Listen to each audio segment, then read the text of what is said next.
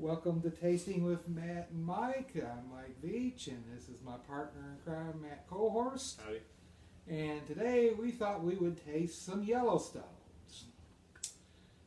Steve Beam has started up Limestone Branch Distillery, and a few years ago he signed on a deal with Luxco to be a partner, and in return he received the Yellowstone brand. Because he has a big family tie to the Yellowstone brand.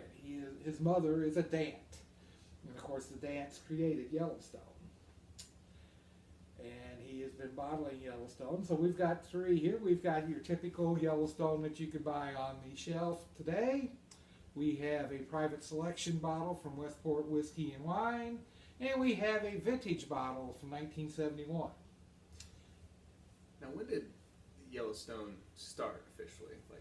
When they opened the Yellowstone Park in 1872, maybe 74, somewhere along there. Whenever they opened the park, the salesman for J.D. Dant out in California and West area wired back saying, you know, this has been a real popular thing, and if we named a brand of bourbon after the park, it would probably sell really well. So it started right then. Okay. And so it's long history. Yes, very long history. And it's very interesting because, you know, it started off with the Yellowstone brand having the falls at Yellowstone, the waterfall there, on the label. And then into the 1970s, with the 100th anniversary of the brand, they decided to change it to Old Faithful and use that as a sales slogan, you know, Yellowstone Whiskey Old Faithful. Oh, okay. Well, Steve Beam, when he got a hold of the brand, he changed the label back to the waterfall to pay homage to his original Okay. great-great-grandparents and such. So what we have here is your typical Yellowstone that you can buy in the store now. It's a 93 proof Limestone Branch Distillery. Yeah, 1872. Right there's Okay. the date. Well, Distilled and aged in Kentucky, bottled by Limestone Branch Distillery, which means that they probably did not make the whiskey in this. Because they're a very small distillery, and they haven't had the brand that long, so they're still making the whiskey that they want to put into it, but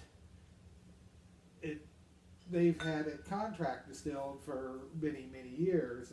Luxco did, and they're probably using that same whiskey. okay. So let's taste this and see what we think. You know, Yellowstone has always been a pretty popular brand. When we get to this last one here, you know, in the 1970s, it was the biggest selling whiskey in Louisville, Jefferson County. The brand, of course, was owned by or created by the Dants, owned by Taylor and Williams, and when Prohibition came back, they built a distillery in Shively. And then during the Second World War, Glenmore bought the distillery and the brand. And it was Glenmore all the way up until the 1990s when United Distillers bought Glenmore. And then United Distillers sold the brand.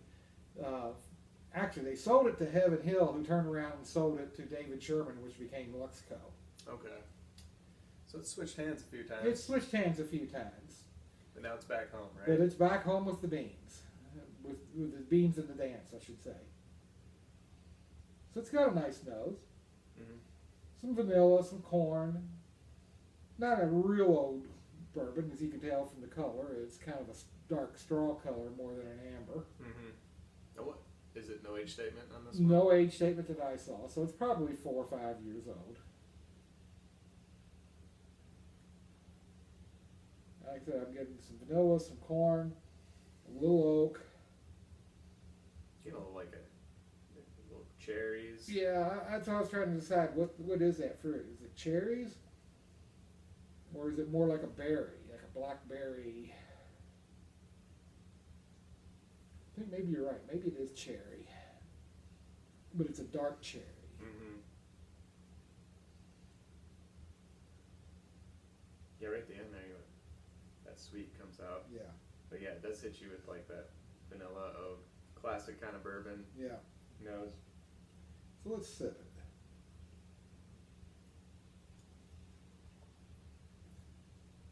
It's a good taste of bourbon. It's good. It is You, good. you get the vanilla, you get a little bit of that fruit, kind of a little bit of cherry, berry. Mm-hmm. Yeah, I'm beginning to think it's a little more raspberry than cherry in the taste to me. I would agree. Yeah. There's a little pepper spice, Mm-hmm. a little bit of oak. Just a classic bourbon. I mean, there's nothing wrong with this. This would go great neat. It'd make a great cocktail.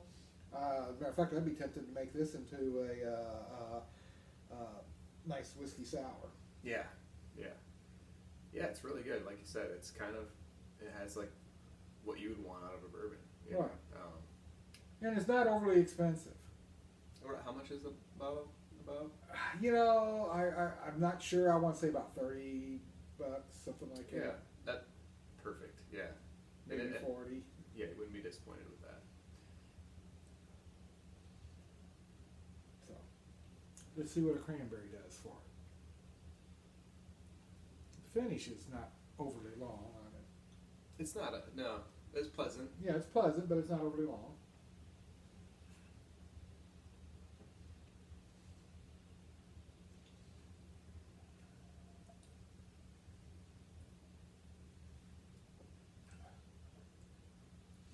Oh, that really brings out that raspberry. Mm-hmm.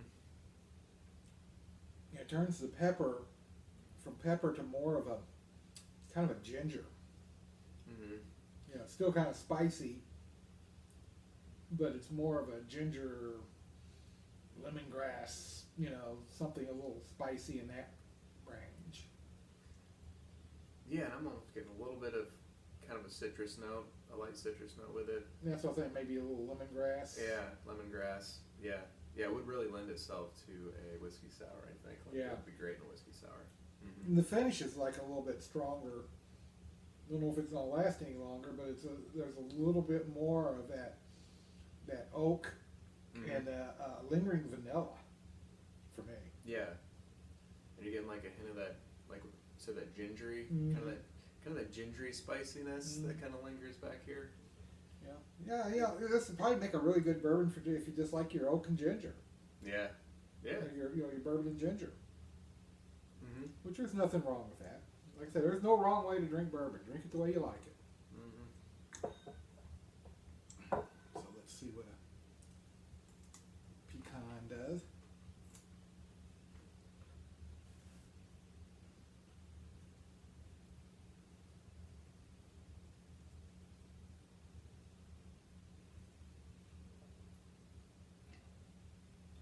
That really brings out the citrus to me. Mm-hmm. Kicks up that spice. It's like lemon, Mm-hmm.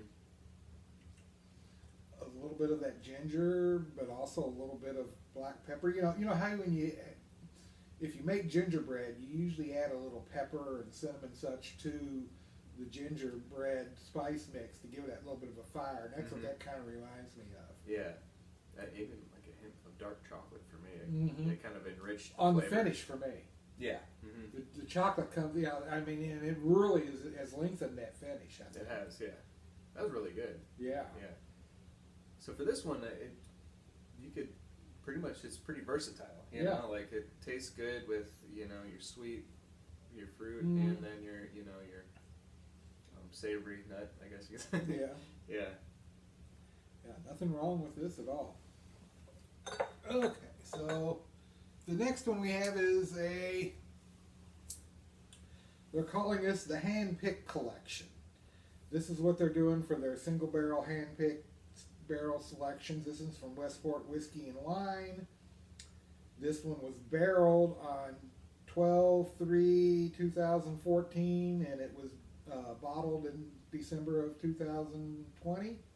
So it's basically a 6-year-old. It is 102 proof.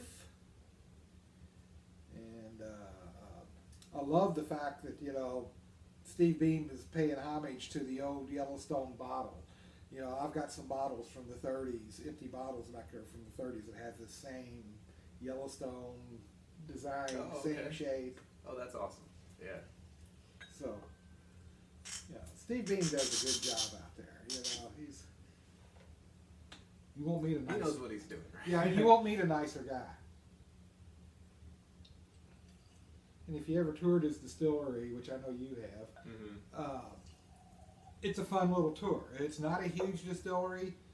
He's only making what was it? We were there about a barrel or two a day. Right. Yeah. But he's having fun and doing it right and making good whiskey. So this is a little darker. Yep. You're getting to the amber on this one. Of course, it's 6 years old and it's 102 proof. Now is this they distilled this, right? I do believe this is stuff that they distilled. I think it might even say distilled and aged in Kentucky, bottled by Limestone. So I don't know. I don't know if they distilled this or not. Okay.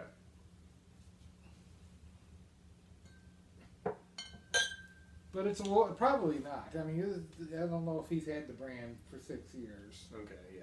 It's a relatively newer distillery. Yeah. So, but it's actually, it's a little darker, which shows a little more age, a little more proof. Oh, and you definitely got a stronger nose. A lot more of that vanilla, caramel, a little bit less corn, but more of that fruit. And that fruit's, to me, is more like dates and cherries. It's a dark fruit, yeah. And like and a dried fruit. I think it's more dried fruit than fresh fruit. A little bit of brown sugar there. A little brown sugar. And some baking spices, definitely. Not sure what all they are, but I mean, I can kind of get maybe some allspice, some nutmeg, cinnamon. Yeah, definitely nutmeg. Less of a sweeter spice for me. And you get a little more oak.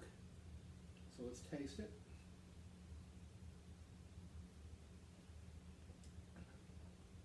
Oh yeah, that fruit really comes out on taste. Definitely some cherry dates. A little bit of that spice, and it becomes a little peppery. Very peppery spice with some caramel. Some caramel, yeah. Now I'm getting a little bit of that cinnamon in there. Yeah, on the finish, the peppery, it's peppery spice on the taste, but then onto the finish, it becomes more of a baking spice. A little cinnamon, ginger. So I would say more complex than the first one. And maybe off of just the neat pour, you just get a lot more flavor. Yeah. Well, you're talking a couple more years, and what, 9% proof higher? Yeah. That makes a difference. I would say it tastes similar, but just like, just more flavorful. So. And a single barrel selection versus a, just like batch. Your batch, right. So let's see what a cranberry does for this.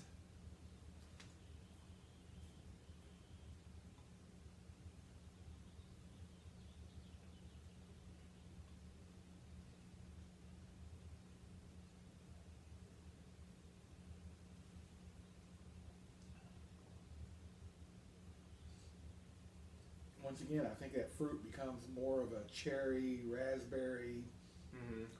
Kind of lightens it up from the... Yeah, not a sweet cherry, but kind of a tart cherry, raspberry tart with lingering fruit into the finish. Definitely. You get that vanilla, caramel, you get that oak, and you get spices, but it's not near as peppery with the... It is more of the baking spices, more than allspice, nutmeg, cinnamon, ginger. Yeah, I think I like the finish with the cran. Yeah. Yeah, it's almost brandy-like when you taste it with the cranberry. Yeah. All right. So let's try it with the. We'll try it with the pecan.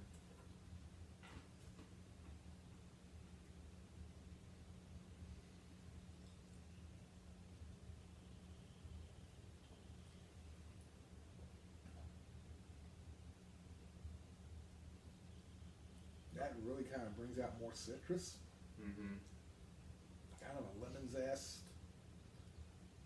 Less of the cherry, but I think the raspberry is still there. Mm-hmm. And then the spices on the finish are a lot stronger. Yeah, yeah. And I'm getting that, like, definitely that nutmeg On the side of your tongue, Yeah. you know, and it's lingering. You know, you get the oak, but you get that lingering kind of nutmeg, allspice. It's almost like a chewy kind of, you know, as well in the mouth. Like it really thickened it, you know. Yeah, I mean, this one's really good pick. Do we know how much this bottle is? I think I got the bottle. Yeah, this is from Westport Whiskey and Wine. I want to say about $50. $50. That's definitely worth it. Yeah. That's a good bottle. Yeah, I mean, it's a hand. Yeah, and like I said, Westport Whiskey and Wine, Chris Zabrowski there always picks really good barrels. Mm-hmm. I don't know if this particular barrel is still there. It was the other day when I was in. Okay. But I think he's also got a second barrel that's like 115 proof Yellowstone in Oh, his really? store. Okay. May have to pick up a bottle of that Yeah. as well. Yeah. I mean, you can't go wrong with a Westport Whiskey and Wine pick. No, I've always been happy with what they picked. Yeah, they do good stuff there. Very knowledgeable. Yeah. Probably one of the most in town. Maybe the most knowledgeable in town. You know, I would place him right up there as one of the most knowledgeable. Well, I put Chris as the most knowledgeable liquor store owner out there right now. But I have others that I really have a lot of respect for. You know, I respect Gordo up here at Old Town. Mm-hmm. You know, he's really good. And he picks some pretty good barrels when he does pick barrels. He doesn't do them as often as Chris does. But Yeah, because I guess Westport, they have just a very big selection of Right. bourbon and whiskey. they do a heck of a business out there. They at do. Westport. Yeah, it's a beautiful shop. Yeah. You know? Mm-hmm. Fantastic tasting room Definitely. Yeah. and well-informed staff. Mm-hmm.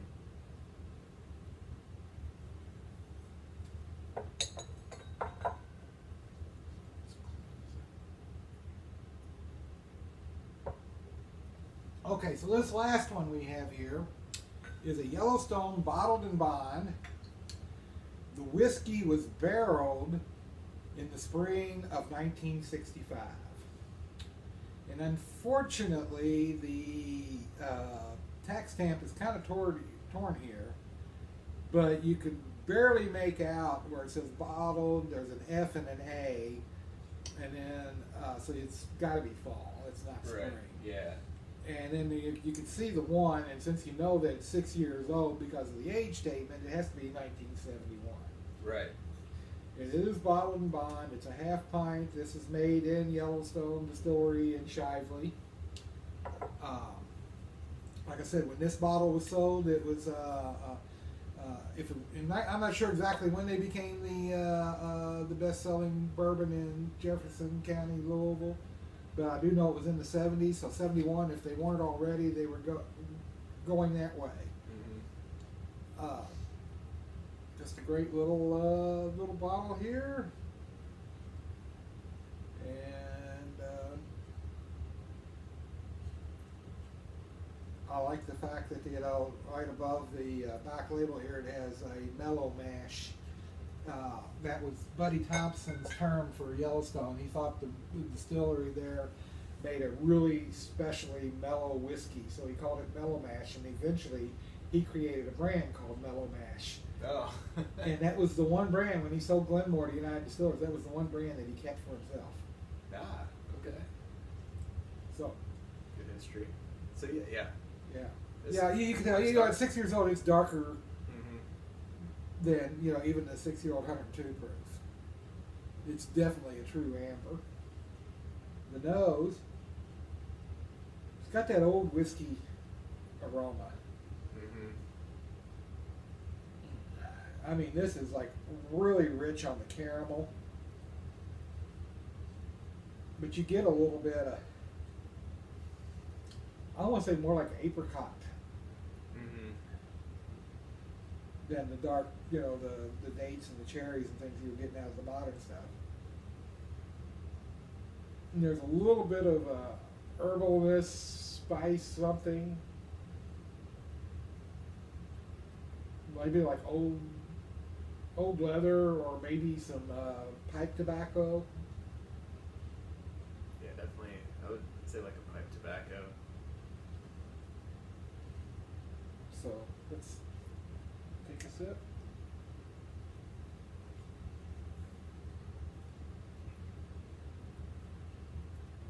Oh yeah, you get the caramel. Yeah. Classic. You get that apricot. You get that fine leather tobacco. You get the oak. And you get just a little bit of a kind of a peppery, but it's on the finish to me. Mm-hmm. Yeah. Yeah, nice notes of vanilla as well. Mm-hmm. And the vanilla kind of lingers into the finish as well. Mm-hmm. It's like it does have the apricot though, like that apricot slightly. But that vanilla on the finish, it's almost like a French vanilla ice cream. Yeah. Oh, yeah. So let's see what a cranberry does for this.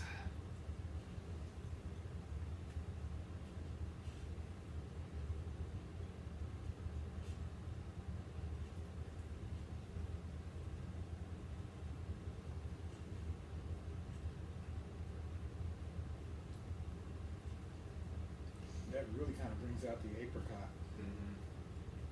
And it brings out that leather. Particularly on the finish, I'm getting like a real nice leathery oak. Mm-hmm. Not much spice.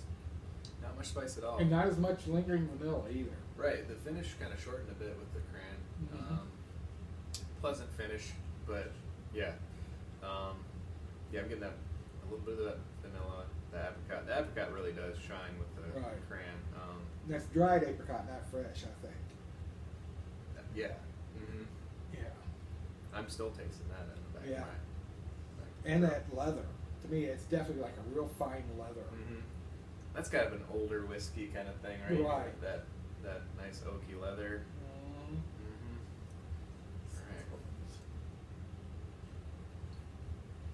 Right. Let's try.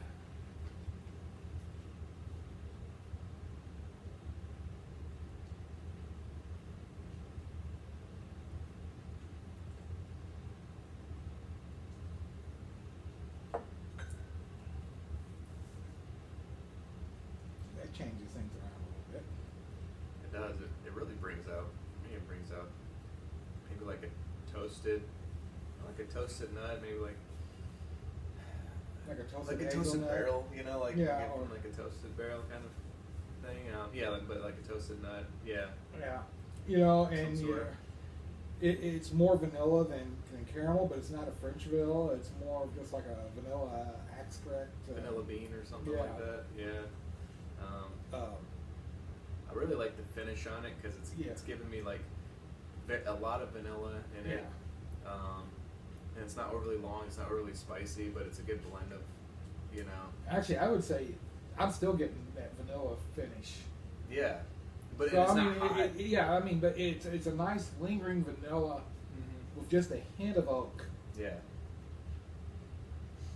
Yeah, I really liked it with the nut. Yeah, I like it. I mean, anyway, yeah. So, well, that's tasting with Matt and Mike. Till next time, cheers. Cheers.